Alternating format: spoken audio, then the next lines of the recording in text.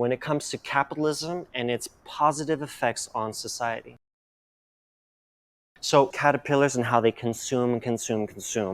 Their population growth, how much they consume, is always on a linear path from a simple state to a complex state. We've done the same thing as a society where everything is just grow. We have the Walmarts, we have the AT&Ts, we have these super big corporations.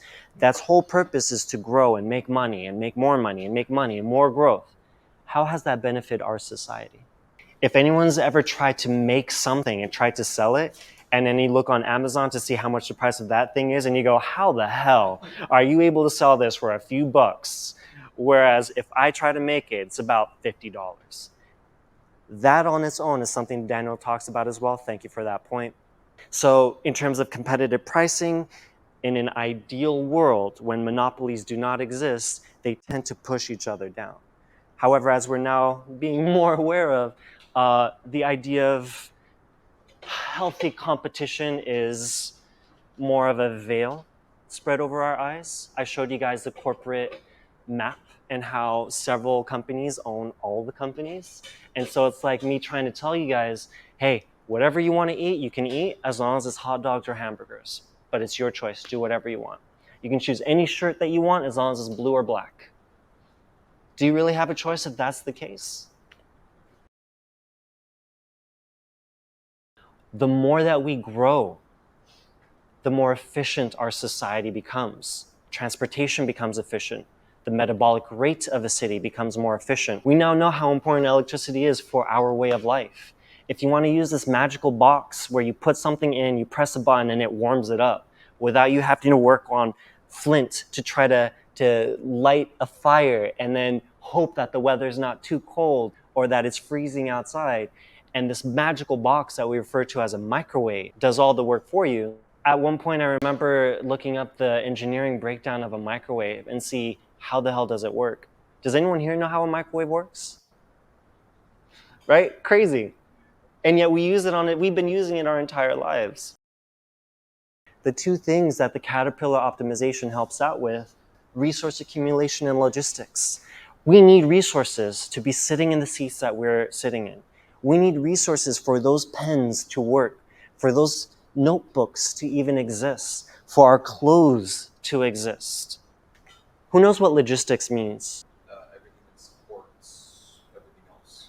Yeah, it's a form of communication. If you have a whole bunch of steel, you have a whole bunch of concrete, you have a whole bunch of glass, how we move things from one place to the other in the most efficient route is what logistics is.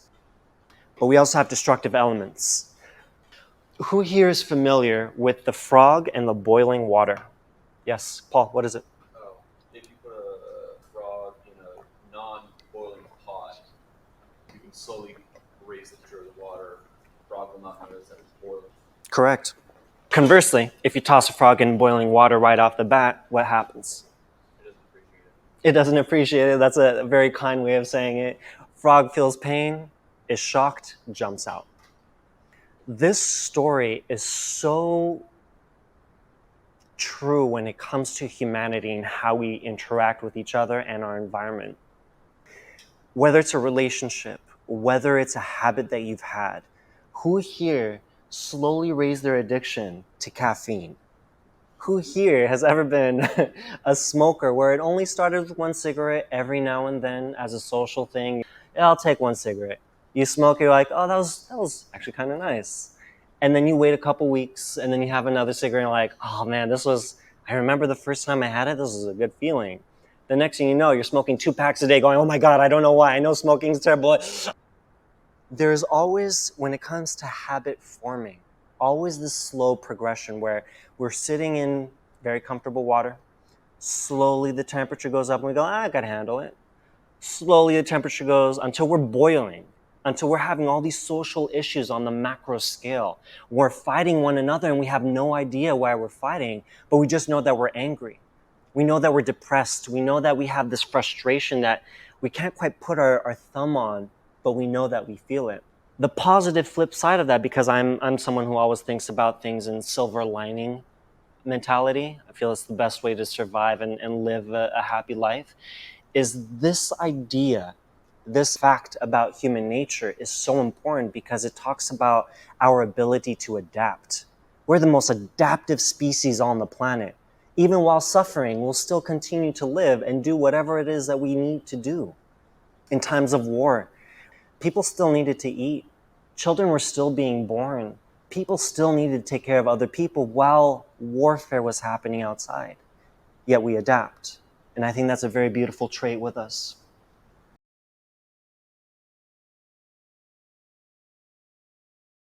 This behind me is one of my favorite depictions of how we do the built environment.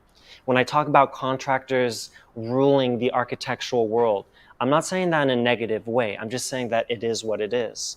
But when an architect comes around and says, hey, I have this beautiful design, let's add some curvature over here. We don't have to curve glass and make it more expensive. Let's just add more panels, each of which is at a slightly different angle. We'll add some trees over here. We'll add a ramp for the sake of accessibility purposes.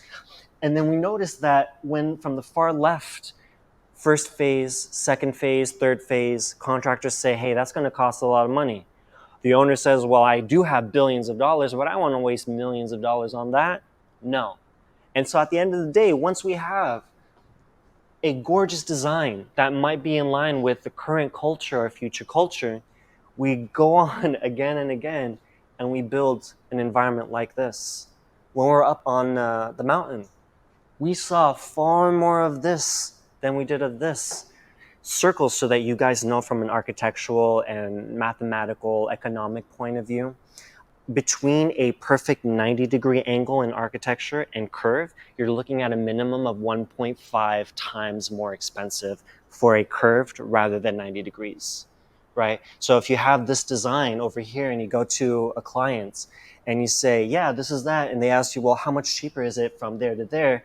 And so, of course, you see the money symbol on their eyes and they go, okay, let's save some money. Let's go for simple. So when you say 1.5, you're saying 50% more? It's 50% more. So if it's $100, it becomes $150 because you need to add more support for the sake of the curve and then earthquake proof it and all this and all that. And more materials to get to that point. In addition, the destructive elements of a caterpillar phase. We have orthogonal designs, we stack for density, and what I call the bargained Trinity. Caterpillar optimization, we're at the top of the mountain. We saw this everywhere. You see this San Diego, Los Angeles, Bay Area. I can name 90% of all cities on planet Earth, but we tend to fall into these. Orthogonal design came out of the idea of being fair to the masses.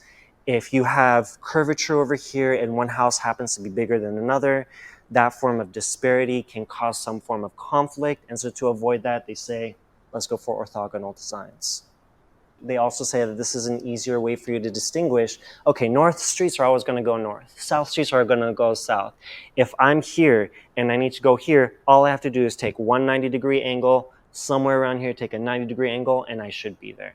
Rather than having a back and forth flow where you can have maybe one object or one thing that says, oh, I recognize that, so if that is there, my house should definitely be in that direction. The next logical thing for us to do once we populated everything at the bottom floor is to go up, up, and up. San Diego in particular is known for having the 30-foot limit that everyone is wholeheartedly and energetically trying to remove. So San Diego is right at this cusp of going from a oversized small town to the next Los Angeles. Is that good? Is that healthy? Is it omni-inclusive? My personal answer is no. I hope your guys' personal answer is no, because we understand the detriments of living that kind of lifestyle.